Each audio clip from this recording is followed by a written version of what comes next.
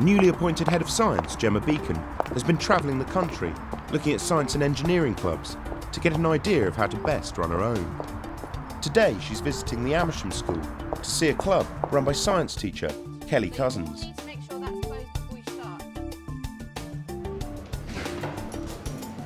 Hi, Gemma. Hi, Kelly. Nice to meet you. How are you? I'm very well, thank you. Welcome to the Amersham School. Would you like to come and meet the Science Club, you guys? Thank you. The Amersham Club is one of 250 DCSF science and engineering clubs across the country. Gemma has come to see a variety of experiments which will highlight various concepts that are key to running an exceptional science and engineering club.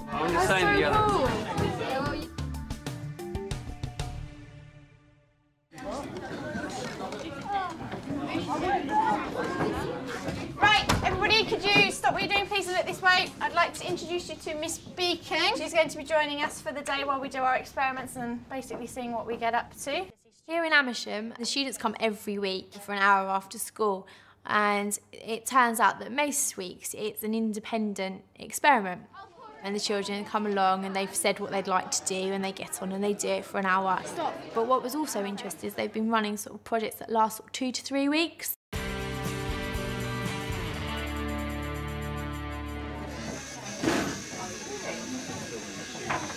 Going off course. Maybe, but you still scored. What did we get? That's a 3. 3? One of the longer projects the club has been looking at is robotics. Rosie has been in charge of building and programming a robot. This is the software that comes with the robot. This is the motor control, and down here you can see which motor you want to use, A, B or C, and then here is whether you want to go forwards, backwards or stop, how long you want it to go, how fast, and we've got it on half power because we were bowling, so you can change it. People sometimes fall into the trap of trying to run a large theme over a year, and that's not necessarily the case. You can do it for a week, maybe leading up to a specific anniversary of a famous scientist. There could be, for example, National Science and Engineering Week that you tailor your activities around. So the themes and the time period don't necessarily need to be very long. I think the benefit of doing longer term projects is that they can see that we're not just doing snapshots of science or technology. We can actually go into further investigations, and it's also useful for them before they go into GCSE and A-level where they'll have to do coursework. Oh, no.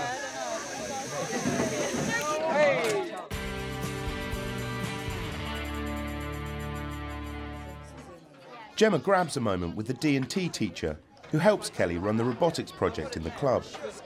They work so closely together, their departments have now been merged. Science and technology started to work so closely together that we're actually one faculty now.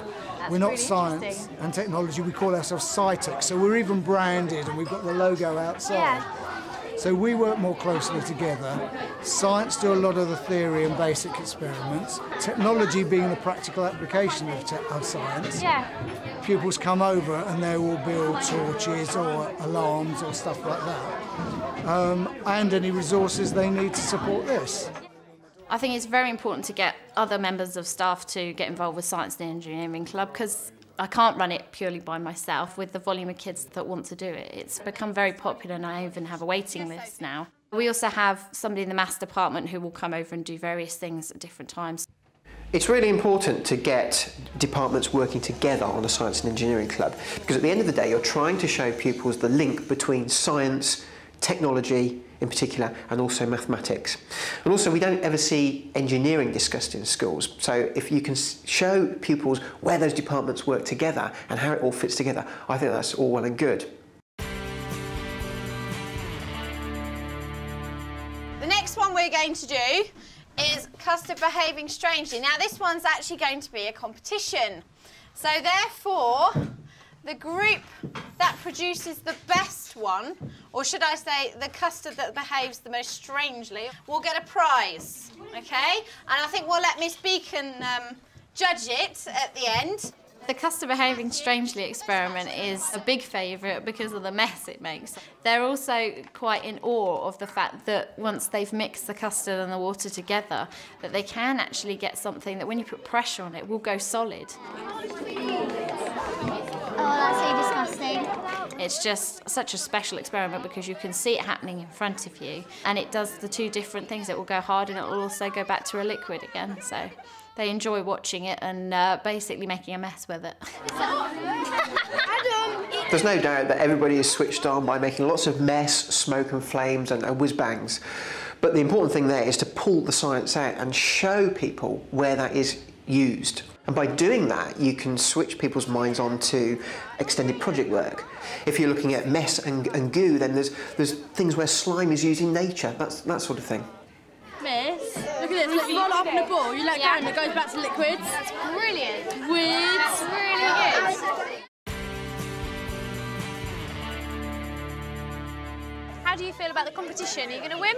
Yeah, definitely. Yeah? And do you like having competitions? Yeah, it's really fun and challenging. I think competitions is a great way of engaging kids. It definitely works. Anything from a chocolate bar up to a big prize of a DVD. It's hard. They will really get involved with anything they're doing, even if it may be a more mundane thing that they're making. They will really get involved and engaged with the learning and also with one another. It's a good idea to have competitions within science clubs, but there also comes that point where maybe some children, if you've got one team that's always winning, it can sort of have a positive and a negative.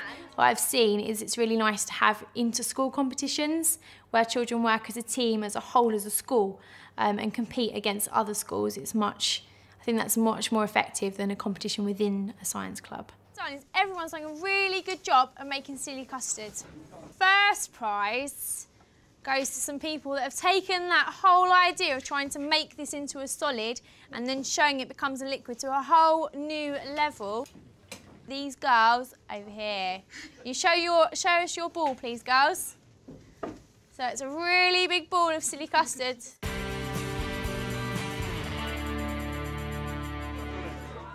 The club's experiments make a lot of mess, but luckily, help is at hand.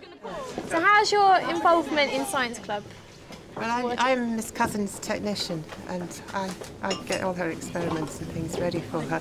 And I help in Science Club as well, getting all the things ready that they're going to use. Does that add to your workload? Yes, it does, but I enjoy doing it. It's quite a challenge. And how's it different to your sort of day-to-day work? When I get involved with the children with this, normally I don't. I just produce the equipment and then leave them to it. We've also got some people running clubs across the country that wouldn't traditionally get involved with pupils. For example, science technicians are running some clubs, and they're getting a lot out of it as well. It's giving them a chance to interact with the pupils a lot more than they would do normally. I couldn't do it without my technician. It would be impossible because I have to get all the equipment ready then as well as try to run it.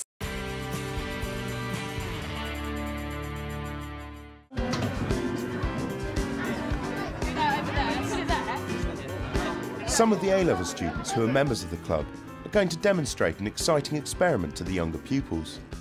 This will improve not only their knowledge of science, but also their communication skills.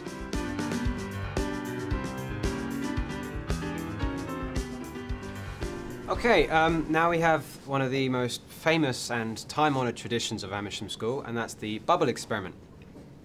What we do is we pump methane gas into a mixture of bog-standard washing-up liquid, and we see what happens.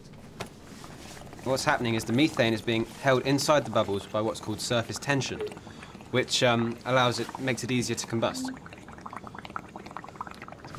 Bevan, if you please, the flame.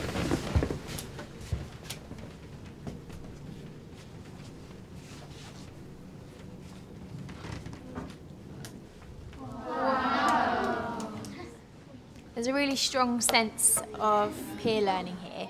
There's a lot of students who were helping today. They were going around checking the students were doing the experiments properly, and you could still, there was excellent rapport there. There was respect from the younger students, and it was stretching the older students' learning as well. Very good, thank you. I think involving older pupils is really important because it gives the older pupils a chance to become learning mentors, gives them a sense of responsibility, and that could be good to go down on their record of achievement or CV. But also it allows the club members themselves to talk to somebody nearer their own age range. Kelly tries to do experiments that will also appeal to girls. This week, the the club are excited to be making bath bombs. So these ones you can actually take home with you, all right? So you can use them at home if you want to and impress your parents by saying, look what I made today. I think within a science and engineering club, you have to try and have a good split between girls and boys. I know there is a big push to try and get more girls into science, and within my science and engineering club, I don't seem to have that problem. The girls are really enthusiastic, and they are a majority of girls within the club. We're all close. You have to try and ask what they want to do and what they think is exciting or fun or what engages them in order to then run your club according to that. From what I noticed today, there's an awful lot of girls in the science club, which I thought was quite unusual actually, especially as it has kind of a robotics and electronic side to it as well. One of the reasons might be because Miss Cousins is running it, and I think lots of the girls probably look up to her and see her as a really good role model in science, and therefore are encouraged to come to Science Club. What I like about Science Club is we do lots of fun experiments and I learn more than I do in my actual science lessons. I've met lots of people in other years who enjoy science just as much as I do. It's just like all the experiments that we do, and like I've met loads of friends from joining the Science Club kind of thing, and I know more. I enjoy science even more. One of the things the pupils loved about making bath bombs is that they can take them home. The bath bomb experiment is another favourite for the kids because it's something they can take home. They've heard of it before and they know it's in cosmetic shops, so therefore they're quite excited about the fact that they can make their own. Anything that they know is being sold currently out there, they're excited about making for themselves. They know the principles of how it's made, and they've also seen how it works, so that they enjoy doing those because they can take them home. What's your favourite thing about Science Club? Miss Cousins. Miss Cousins? Yeah. And why is she the best thing about Science Club? Because she's the one who makes it really good. She organises trips and everything for us. She's just excellent like that. Right, Adam, when you're ready, put it in, please. Allowing pupils to make things and take things home, for example, bath bombs or little clocks and things, I think does add an extra element of variety. It also gives them something to look at so they can think back and think, yeah, I did that in my club, and it's a little memento. As the day ends, Gemma reflects on what she's seen at the Science and Engineering Club in Amersham. I've really enjoyed my day here. It's been really inspirational. The students are so excited about Science Club. They love coming every week. So what concepts did Gemma identify as key to running a great Science and Engineering Club? Longer projects can last a week or a month and tie in with an event or anniversary. If you can work with other departments, it will be mutually beneficial and show the students the links between different subjects. Mess and bangs can be popular, but remember to tease the science out of the fun. Competitions are a good way of getting students engaged in projects, whether they're internal, inter-school or national. Support from a lab technician will be invaluable. Peer learning benefits both the pupils' teaching and the pupils' learning. Use approaches that appeal to both boys and girls. Pupils like to be able to take projects home to show friends and family. What I take home from today is the fact that, again, she's used students and asked them what they want, and the students direct the direction of the club, and that's something I would definitely take away with me if I was going to set up a science club.